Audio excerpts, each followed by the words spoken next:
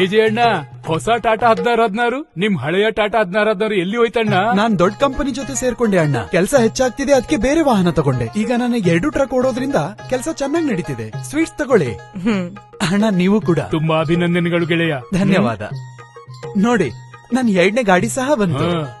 ನನ್ ಗೊತ್ತಿತ್ತು ಇವನು ಬಹಳ ಎತ್ತರಕ್ಕೆ ಬೆಳಿತಾನೆ, ದೊಡ್ಡ ಕಂಪನಿಗಳೊಂದಿಗೆ ಕೆಲಸ ಮಾಡ್ತಾನೆ, ಬಹಳಷ್ಟು ಕೆಲಸಗಳು ಹೆಚ್ಚಾಗುತ್ತೆ. ಮೇನ್ ಸಿಟಿಯಲ್ಲಿ ಇವನ ಆಫೀಸ್ ಇರುತ್ತೆ, ಸಾವಿರಾರು ಜನರು ಇವನ ಕೈ ಕೆಳಗೆ ಕೆಲಸ ಮಾಡ್ತಾರೆ. ಹಾಗೆ ನೀವ್ ಯಾಕೆ ಅವ್ರಿಗೆ ದೊಡ್ಡ ದೊಡ್ಡ ಕನಸು ತೋರಿಸ್ತಿದ್ದೀರಿ?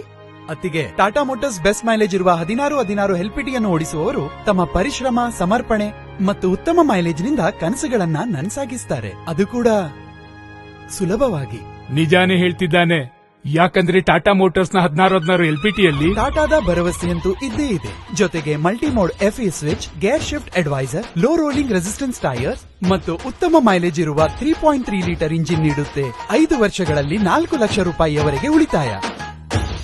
ಈಗ ಮೈಲೇಜ್ ಜಾಸ್ತಿ ಆದಾಗ ಉಳಿತಾಯ ಜಾಸ್ತಿ, ಅಂದ್ರೆ ಪ್ರಾಫಿಟ್ ಜಾಸ್ತಿ.